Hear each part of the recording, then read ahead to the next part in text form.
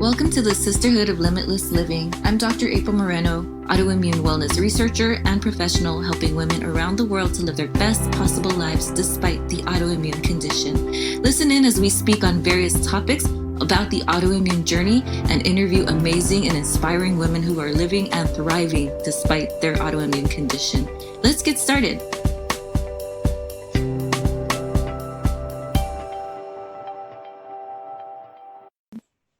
Hello, Sisterhood. Welcome to another episode of the Sisterhood of Limitless Living podcast.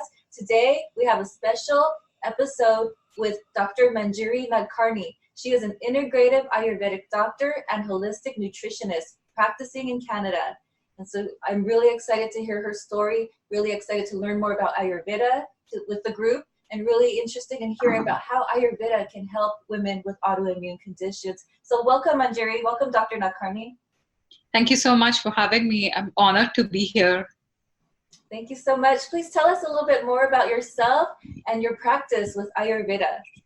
So my journey with Ayurveda started as a patient of it and not as a doctor. I just didn't get into training. I got because I couldn't find solutions anywhere else.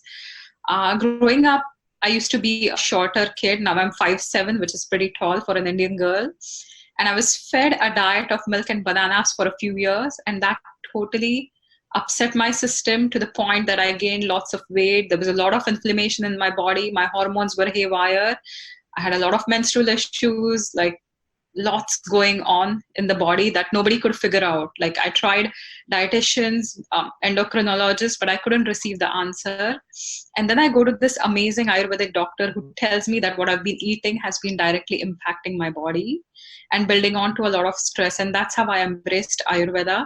So the word Ayurveda literally means the wisdom of life or wisdom of longevity. And it's the oldest medical system known to the mankind. It's about 5,000 years old. We look not just at the body, but we look at the body, we look at the mind, the emotions, the senses, the spirit, and we try to heal on all levels. So we do different practices like pranayama to bring back your, center you if you're like very agitated. We look at what we call biohumors or doshas in the body. So vata, pitta, kapha. And we also look at certain qualities of the mind. So sattva, rajas, tamas. So if your mind has clarity, or if your mind has a lot of stimulation, or if your mind has like complete inertia. So we also discuss that in Ayurveda. Wow. That's wonderful. I didn't know all those things. I knew a bit about like temperature, maybe about the types of foods, but I didn't really know so much about the mental aspects of Ayurveda. Yeah, so the goal is to prevent any health conditions if you are an already healthy individual, and if you are somebody who has some symptoms, if you're suffering from something, the goal of Ayurveda is to help you elevate those symptoms, right? Take those symptoms out. And we believe in maintaining a harmony within the body, mind, spirit, and also with the external environment. So a lot of Ayurvedic practices are based on just harmonizing everything. Right. I love that. I talk about that as well, that those 4 levels, like the spirit, the mind, the body, and the environment, they're so important to consider in this healing journey. So tell us a little bit more about Ayurveda and how it can help women with autoimmune conditions. So with autoimmunity, your own body is reacting to your body, right? A certain part of your body immune system is triggered into destroying certain parts of your body, and that's how it causes symptoms. So with Ayurveda, the one thing we try to do is we don't approach it from a symptomatic point of view. We look at how the disease progresses or how it's originated, right? So in Ayurvedic medicine, we actually go through 6 different stages of any kind of pathology taking in the body. We believe it's like 6 different stages. The first one starts right when you start consuming the wrong things.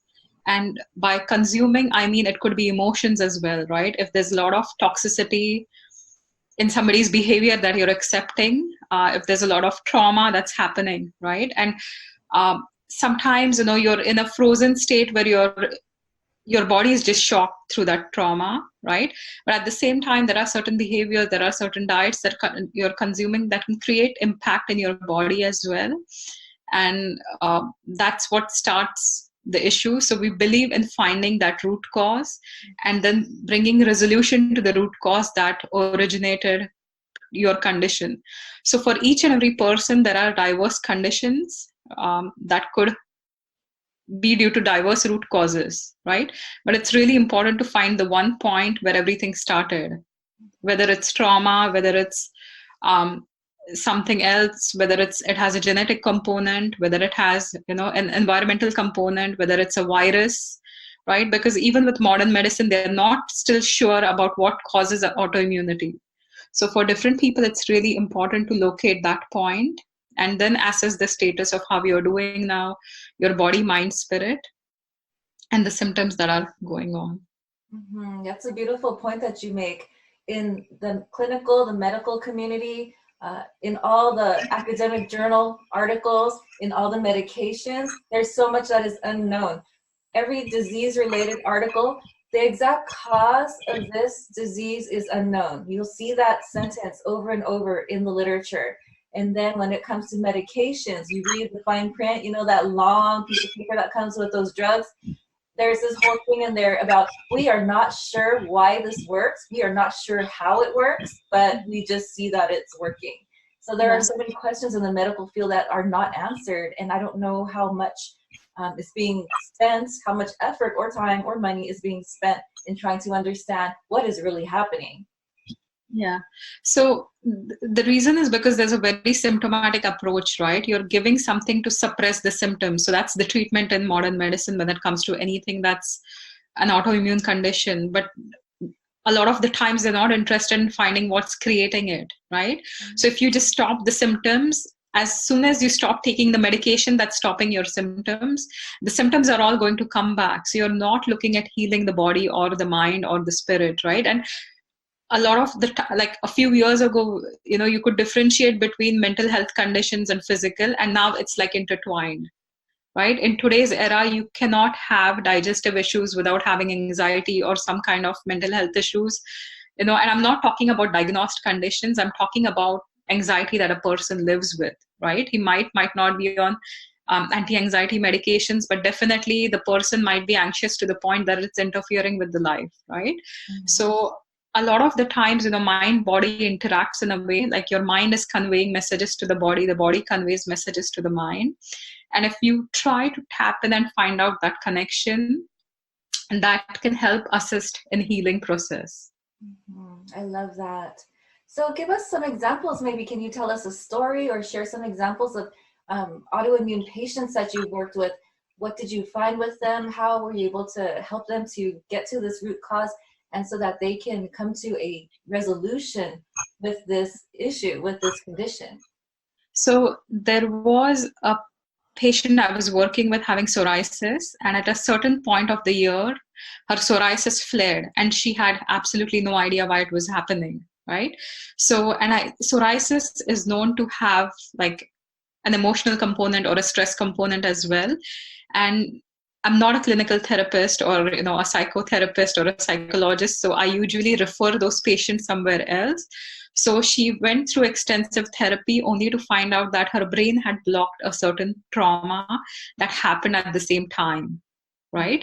So when she was getting flare-ups every year, around the same time was when the trauma had originated as a child, right? So she held on to it for a long time, and this happened way into her late 20s, right? But the trauma was something that happened in her early teens. So she was carrying all that, and during that time, because your mind is affected, right, it has a direct translation into the body as well. So your immune system starts overreacting, and it builds up over time. So that's the one thing people don't talk about, that autoimmune conditions don't happen in a day. Usually they don't happen overnight.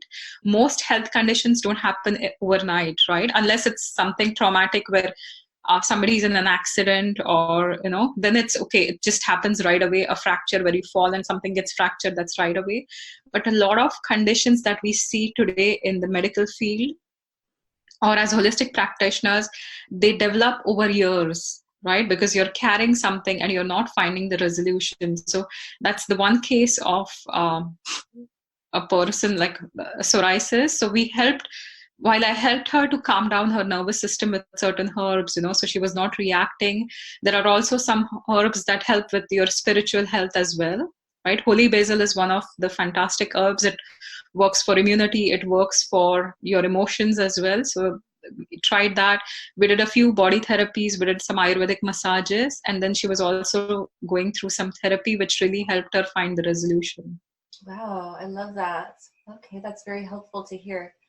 Um, so what other types of autoimmune conditions have you seen come to you for help? Celiac is one of the common things that I deal with. And again, that's, when there's a lot of damage done to the digestive system, right? And um, celiac is almost, translated as gluten sensitivity or gluten reactions. But what I've seen in my clients is they react to much more things than gluten, right? So it's not just the gluten. You could be reacting to certain proteins from dairy as well, right? When it comes to digestion, because your digestion is so reactive that it's reacting to a lot of things that you're eating. So the first line of treatment in Ayurveda is to always take the root cause out. So if some food that you eat is causing inflammation, you have to take the food out as well. So I do extensive testing for food sensitivities, and I eliminate those, and then I start healing the gut. And there always has to be a protocol of either meditation or some kind of stress management, and not just emotional stress but physical stress.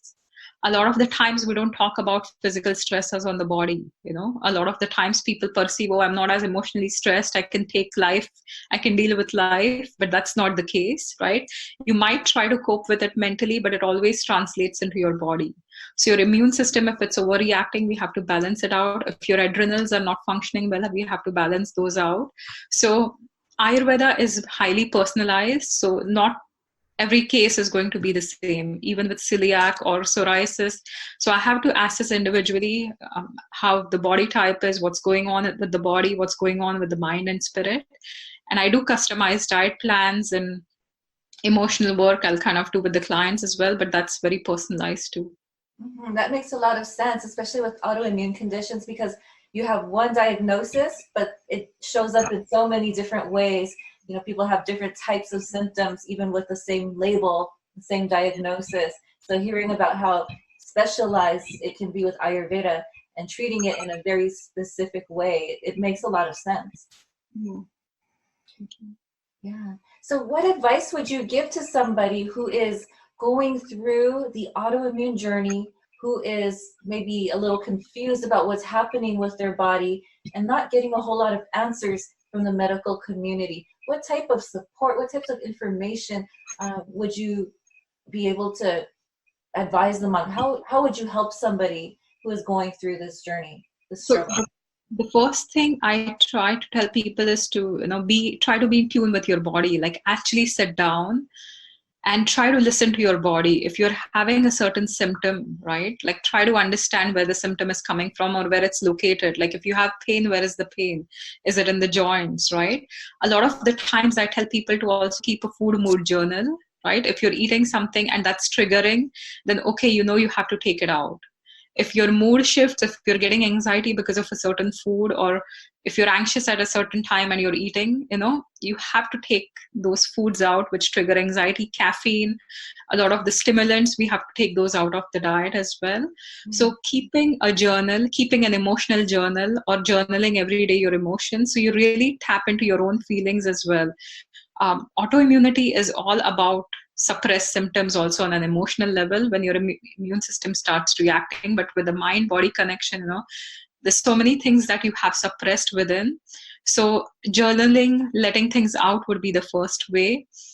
Always when it comes to Ayurveda, elimination of what's causing you issues, that's the step.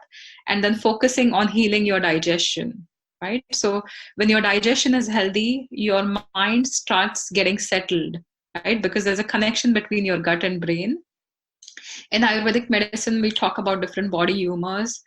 Um, the wordings are a little complicated, like Vata, Pitta, Kapha, but Vata is the wind energy that directly governs a lot of your digestive processes, or the communication, right? The fire energy in the body is the Pitta that governs digestion, and then there's the nurturing energy, which is the Kapha. So you have to make sure that what you're eating is not interacting in the wrong way in the body or not aggravating certain things. So balancing your digestion is also one of the keys.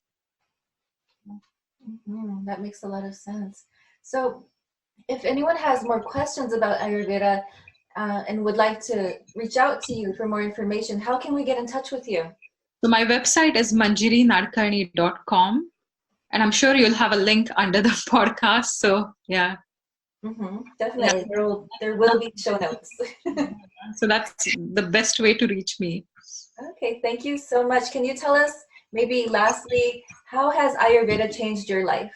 Well, completely. It's something I live every day. So it's not just my work, like it's something that's an integral part of my life, right? So it's given me a lot of direction into who I am, right? It's given me a lot of self-realization, self-understanding, and it's made me be the best version of myself that I can be. That's because of Ayurveda. So it's everything to me. I love that. All right. Well, thank you so much, Dr. Nadkarni, Dr. Manjiri Nadkarni here. Really appreciated our conversation today. And thank you so much for being here on the episode of the Sisterhood of Limitless Living. Thank you so much for having me. It's a huge honor to be here. Thanks. Thank you. Thank you for listening to the Sisterhood of Limitless Living podcast. If you like what you heard, come and follow us and subscribe on iTunes or give us a review. Also, you can join us on the Facebook group, The Sisterhood of Limitless Living, or come visit me on my website, aprilmorenophd.com. Take care.